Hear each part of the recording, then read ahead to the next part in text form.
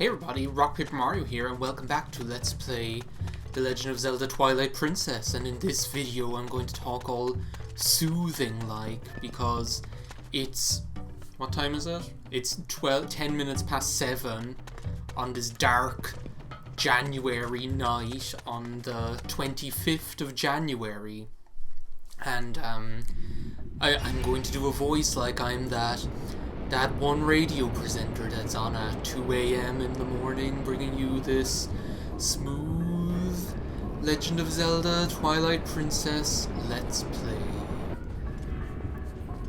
Let's take a few records from the top shelf. I like to call this first one. I'm going to give a spin. The Link enters the Goron Mines, recorded back in '64 by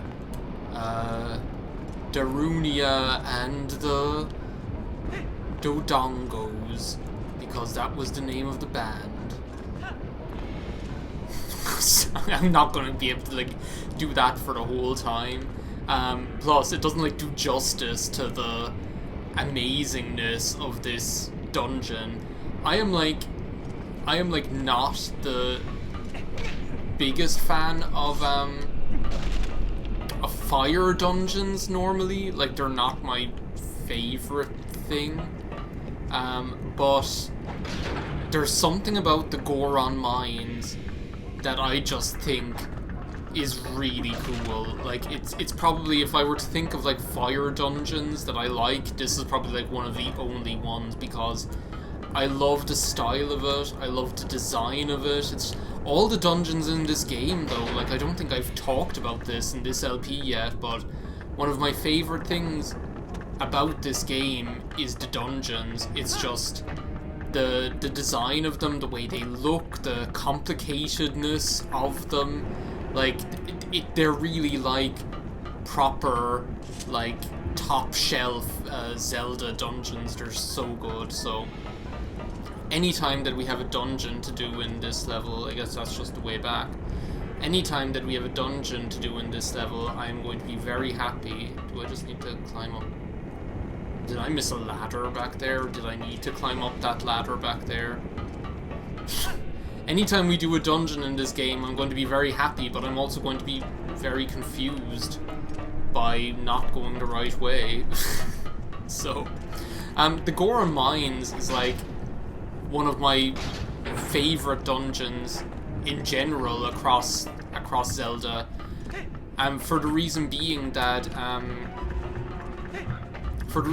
is that it feels really functional. That thing just tried to shoot me, but good luck. It feels really functional. It really does feel like this is a functioning mine. You'll see when we go in later. It doesn't just feel like it's something that was created by the game developers just to be a dungeon and it has no relevance in the world otherwise. It really feels like it's an actual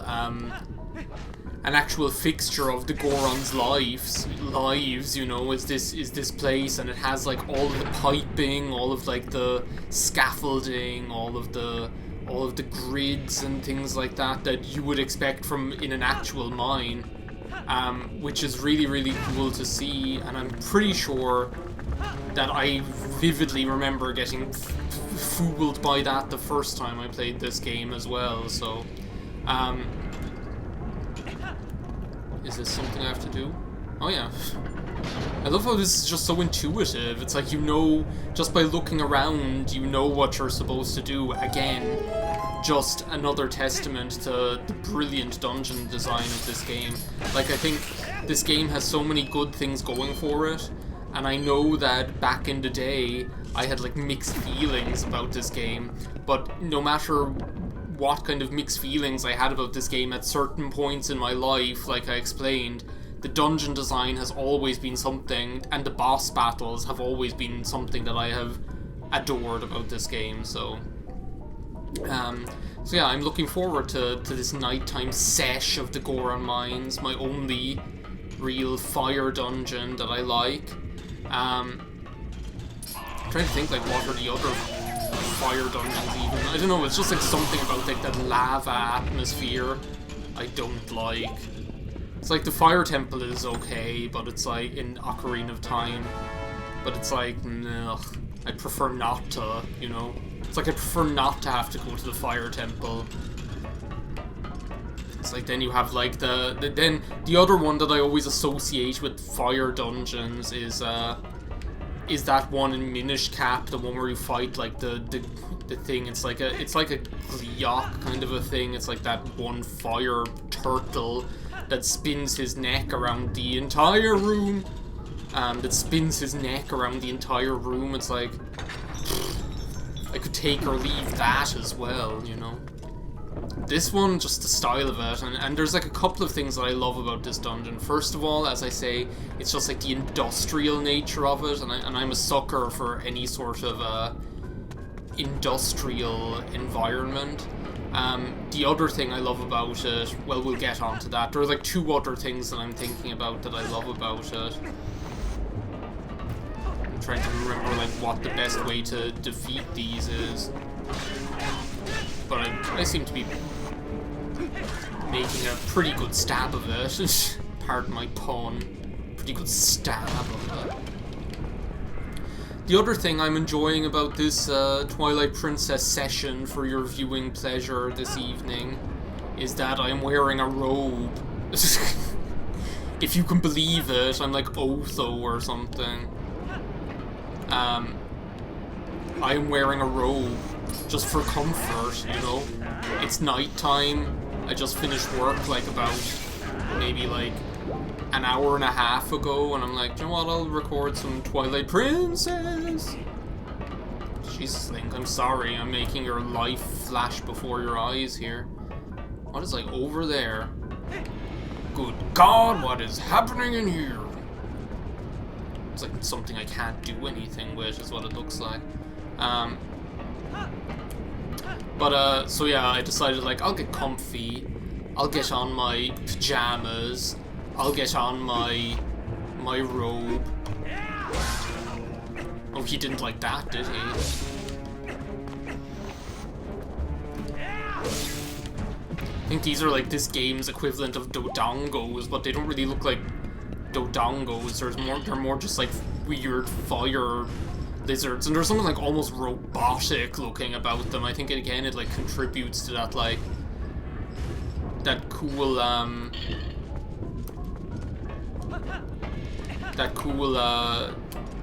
industrial nature of this level, of this dungeon, you know.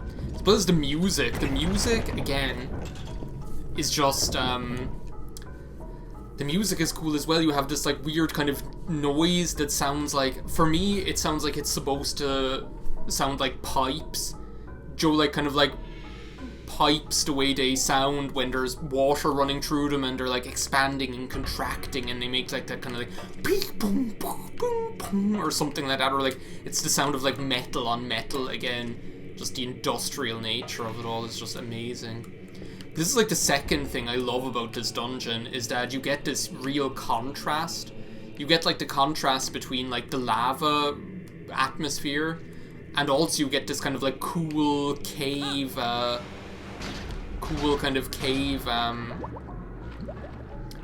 atmosphere, which is just like a really nice contrast. And again, probably like the reason why and this, oh my god, I'd completely even forgotten about this. This is just cool as all get out as well. This mechanic that you get to like magnetically walk with the iron boots. It's just so cool. I think we'll get to go up there eventually, but not right now. So it's like, you get this nice contrast between like the hot, stifling lava atmosphere, and then you come in here and you just have this like palpable sense of relief, you know, getting into this different atmosphere, so... Oh god, we're gonna have to slap some more old man Goron titties again. This guy, there's like smoke coming out of him, he's like a mini volcano. I thought I felt a presence, but what a surprise to find a young human. Word has come to me of you, and if Goron has faith in you, then your heart must be true. I am one of the 4 Goron elders. Amoto is my name.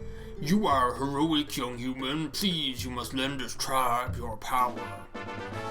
Oh yeah, that's what these guys do. I don't have to fight them at all. They give you like pieces of the boss key, which is another like cool element of this. So yeah, and I'm pretty sure each of them have like another treasure in there. I think it's just a small key, map, something. There we go. Again, you get this like cool little respite area, which just looks really functional. It's like a kind of a break room where you can see like the Gorons. They work in the mines, then they come here.